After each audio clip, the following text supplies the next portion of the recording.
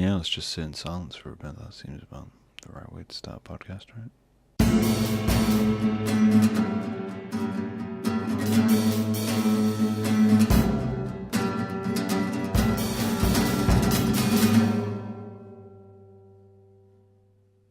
What's up, kids? How are you doing today? I am tired, as you can probably tell from my demeanour, dishevelled look, and the fact that my hair is now up to a Mach 10 of fluff. And, I mean, that's if you're watching the visual representation of this. Just gonna check that I'm recording, because I've become paranoid recently that I've not been recording. Last week we missed a podcast, and that's mainly due to my job, which I won't go into here. But essentially meant that there was no podcast guest last week, just because I simply couldn't arrange it. That's, sadly these things happen. Hopefully next week I'll have another guest back. And with the view to the rest of the year, October? Inventing months, October, no December time. We hopefully should be getting back onto track, and then in December we'll take the usual hiatus, because December I feel like should be a time of rest. There's a lot goes on in December, and arranging stuff around is a little bit madness. Which everybody's got a little bit of madness in December. I think December likens itself more to madness, and there's a lot of seasons changes going on. Speaking of which, winter is here, and thank God winter is here. Whoever controls these seasons, yes, winter is here. Summer was killing me. Literally killing me. The heat was just too much. Way too much. It was sapping the soul out of me every single time. I had a fan on practically constantly. I work nights, so sleeping during the day in this heat, the light doesn't particularly bother me. I've gotten used to that over the years. But the heat, oh dear God. It was like being a Hot Pocket. Or like a Pop-Tart. It was like being a Hot Pocket or a Pop-Tart or a Ginster's pasty. You slap it in the microwave, you pull it out, and it's just steaming and kind of clammy. Everybody was clammy. There was a residual clamminess to everybody during the heat.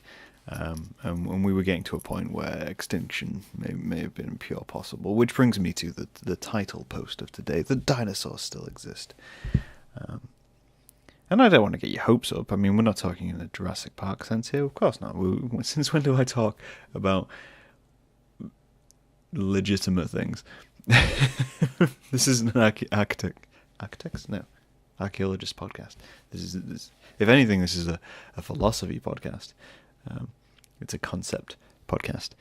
It's me chatting crap for half an hour, which I think everybody needs. I think that's why we started the podcast. But this phrase came into my head recently, that dinosaurs still exist, and I thought we should explore it for 30 minutes or so, to kind of really broach what I'm talking about. If you have looked at the tags on this podcast, you may have some idea where I am approaching with this idea, and you may have some idea of where we're going with this concept.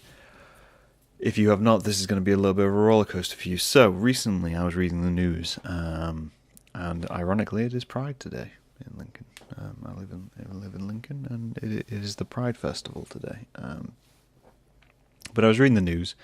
I say ironically, I haven't even explained what I'm on about, and I said ironic. So you're already getting a fun idea of a roundabout way of how to discuss things from this. Never come to this podcast with expecting direct conversation. I save that for my real life, when I have real problems and things to deal with. That's when we're direct, and that's when we can point out issues and deal with them and get them resolved. Now, on this, we're going to talk around the subject for a good half an hour before we just get to like some weird placation of what's actually going on. Anyway, to the point. So I was reading the news, and there's this whole conversation again of millennials and boomers. Now, I have neither problem with either of these generations, quite simply because I recognise that there is a generational divide between them, as there have been for every single generation which has occurred prior to them. that's what the difference is between generations. You grow up with different sensibilities, different technology, different world economic events. Sure, there's some repetition. I mean, we're going through essentially what was going on in the 70s, but there is differences. Things change, things evolve, and describing each other in this kind of forced segregation, I don't think helps things. I think it ignores the fact that people can be individual, and ignores the fact that people can change, because if when you do this and you classify everyone in the same category, what's the point? The nothing's resolved. You're instantly saying, oh, that person, okay, so we got two people, this person likes cheese and this person likes carrots. And you start this debate of, oh, well, no, cheese is better than carrots and carrots better than cheese. And then all of a sudden you're saying that neither of them will ever appreciate the other side, when in reality both of them are quite nice. For different reasons. They're very different products. And essentially some people will come around, some people won't. Some people will never adjust to carrots. Some people will never adjust to cheese. And that is what I'm here to discuss. We got there in the end. So this idea that dinosaurs exist, I got thinking about the dinosaurs, because why not? And I got thinking about how people react to different situations. And with the dinosaurs, they had the whole world. They had everything. They were the dominant species on the planet. And there was a cataclysmic action which basically eradicated them. And only small dinosaurs survived.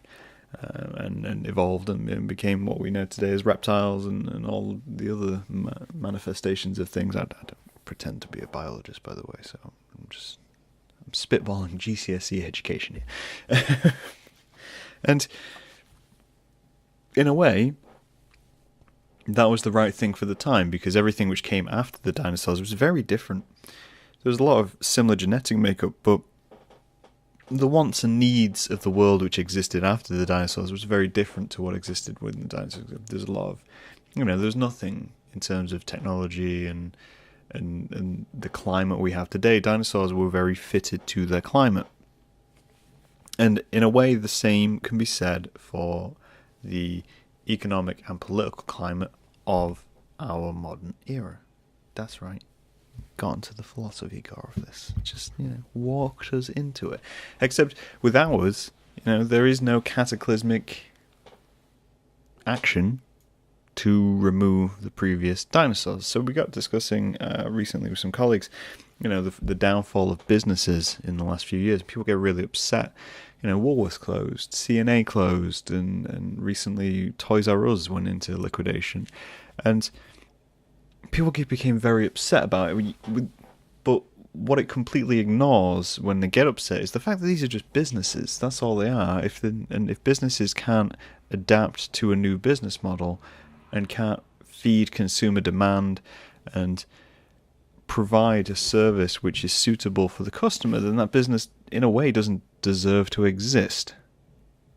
And I know that sounds harsh, but that's the reality of it. That's the whole point of having a business. If you're providing a product which nobody wants, then why would you provide that product? Unless you're comfortable with making a loss on it, which obviously major conglomerates, which have been around for a while, aren't. So you see where I'm getting with this. So in a way, like, capitalism is self-destructive in its own sense, but at the same time it's self-maintaining because it provides consumer income and feeds advertising and all those kinds of things. But that's one example within our climate. So when you get large businesses like this which kind of persist and they really run off these old business models, and then eventually they fall. In a way, the same can be said for people.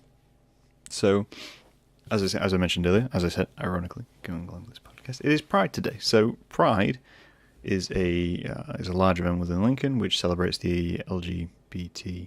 I'm terrible with acronyms, so apologies if I get this wrong. LGBT community, and as such, represents a huge shift in values, especially from when I was younger, because these parades. Well, I think I'm fairly certain they existed, but they usually existed in places like London, Brighton, larger cities. But the fact that they've spread out to smaller cities is one of those massive changes for a lot of people. And it's one which a lot of people, don't know how to react to.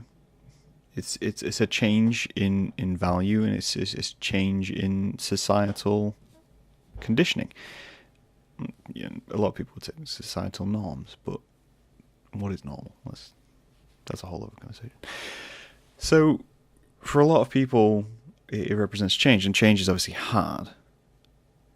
People enjoy comfort. They enjoy being in their safe zone, and when you try and remove them from their safe zone, they become very uncomfortable and often become very defensive. And that's something which I think anyone can relate to, is if you have something you enjoy and something you do, and you think that that's right, and you think that that's the way to be, as soon as someone confronts you on it, that can be an upsetting situation. So for things like societal attitudes and monetary attitudes and cultural attitudes, to try and adjust that is a much bigger challenge.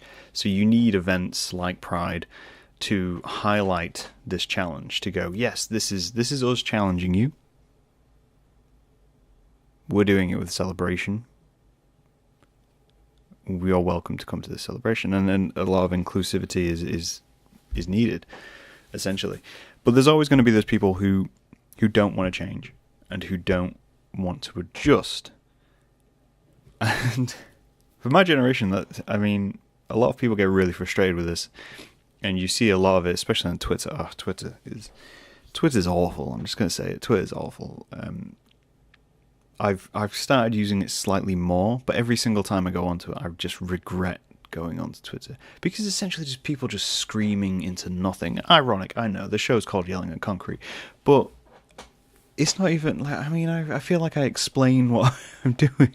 It's just me explaining why I'm better than Twitter. I feel like I'm explaining what I'm doing. I'm not just going on Twitter to make dumb blanket statements which are essentially just designed to get a rise out of people and draw attention to myself, because it seems to be the point of Twitter. And yeah, I don't know. But you see this attitude a lot on Twitter of people will find a topic and then they'll just shout about it. They will shout about this disgruntlement, and it's because they don't know how to balance it. And it comes from both sides. It comes from people who are against movements of any type, coming and going, oh no, this is wrong, blah blah blah blah, here's the 4 reasons why, and blah, and that just gets collapsed and raised again and again and again, and it just pisses more people off. And then it comes from the other side of just people making dumb blanket statements. It'll be, this is wrong, and this is why the baby boomers to blame, this is millennials clearly better, and it's exactly the same. It's different opinions, but it's exactly the same rhetoric. It's just pounding nothing. It's like stone on stone. Essentially, just the two just wear themselves out, and you're left with nothing but dust. That's what it comes down to. And I'd apologise to anyone who does do this, but I have no sympathy for no one who can offer solutions, and no one who can work their way to change. It's all well and good having opinions and passions and supporting those things, but to just keep flouting rhetoric just doesn't solve anything. And I'm a person who likes to solve things. That's just my nature, and that's how I handle my world. But this idea of dinosaurs, again, reading the news, and a lot of the old world, old money, old values still exist, and we see this a lot within the news, because the news makes a good job of exacerbating it, essentially, and bringing it to the forefront of attention as though it's the whole world's opinion, because news is biased, regardless of whether we want it to be or not. And I think in a way that's something which we eventually just have to accept. There's things to be said for making large dramatic gestures to fight things, and these are important things to have and fight, and if you feel passionate about something, to run and try and do something about. But especially from my generation, I think we accepted a long time ago that essentially we don't have to fight you forever.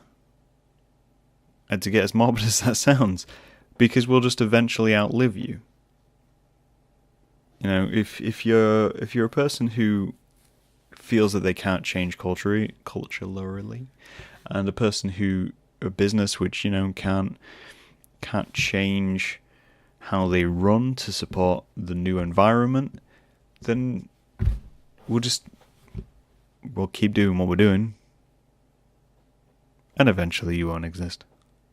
That's the kind of the truth of the matter. You know, it's the same with the businesses. So you've got large businesses going out of business, and really small businesses thriving. Well, okay, that's just the situation you're in. The small business will continue to thrive. They're not going to change just because the large business went out of business. Same business line, business. Instead, the large business will die, and the small business will then probably grow. And then in 20 years or so, we'll see that collapse if it can't adjust to the changing environment and needs of a society. That's how things change and evolve and progress is made. And the same can be said for attitudes in exactly the same way. You know, if you're someone who has an open attitude to society and you're looking for progression, just keep doing what you're doing, because essentially the people with attitudes which differ from you, if their way of thinking and their way of living is non-sustainable anymore within the society which you're changing, then eventually they'll just die out. I mean, obviously, protect people along the way and fight for things where you see it changing and seeing people being, you know, mistreated. But sometimes you just have to accept that you can outlive things. You can, in a way, it comes back to what I discussed in the previous podcast. Part of it is patience. And sadly, at the moment, dinosaurs still exist. They will exist in one capacity or another. I'm sure 20 years from now, when I'm 50 or so, this conversation will still be ongoing, but it'll be going from different sides. It'll be going from two completely different arguments, or arguments which have evolved from the ones which we're having today. And there'll still be people who are held on to the firm beliefs of our current society, which may have changed by then. You know, it's like musical taste. Things adapt, evolve, and change to society. They go with trends. You hope for a permanence to the changes for the better, but sometimes that doesn't last, and that's why persistence is key. So, I guess my if I have an end point to this, is discussing perhaps how to deal with the dinosaurs of today. You know, what do you do if you are faced with a scaly, multiple teethed being, toothed being, who poses, I guess, a predatory threat to yourself? My advice is just stand your ground. In a sense, stand your ground, because they can't see you. They're too busy screaming. They're too busy on Twitter shouting, yelling to be heard. And regardless of whether we want to accept it, there is pockets of this within every movement. Pockets of this in conservatism, within Labour, within gender politics. There's always going to be a dinosaur. There's always going to be someone who can't move past what they see, and therefore can't evolve with the change. And you can try as much as you want to try and change them, but some people won't. And that's a little sad, I think. It's a little sad that you can't help them. Same with businesses. It's a little sad when they close and you've known them for a while, but at the same time you're witnessing them fail. You leave someone long enough, they kind of dig their own grave. That's everyone's got a shovel. It just depends how quickly you're shoveling, in a sense. I don't know, maybe none of this makes sense. Don't run away, though. Never run away. Dinosaurs are big and they're threatening and they dominate the ecosystem, but they do die. Dictators die. That's one of those things to remember. Kings and queens die. Monarchy isn't forever. Dictators die. Dinosaurs pass on. Smaller species tend to survive because they adapt. So you just gotta do that. And it's a sad fact that dinosaurs still exist in today's society. But in a way, it's one of those inevitabilities. All you can do is just keep trying to persist through it. But let me know what you think. Let me know if you think that's an apt metaphor for how things are going. And we'll maybe come back to this when I'm a little less tired. Until then, keep finding the dinosaurs. And I'll talk to you guys later.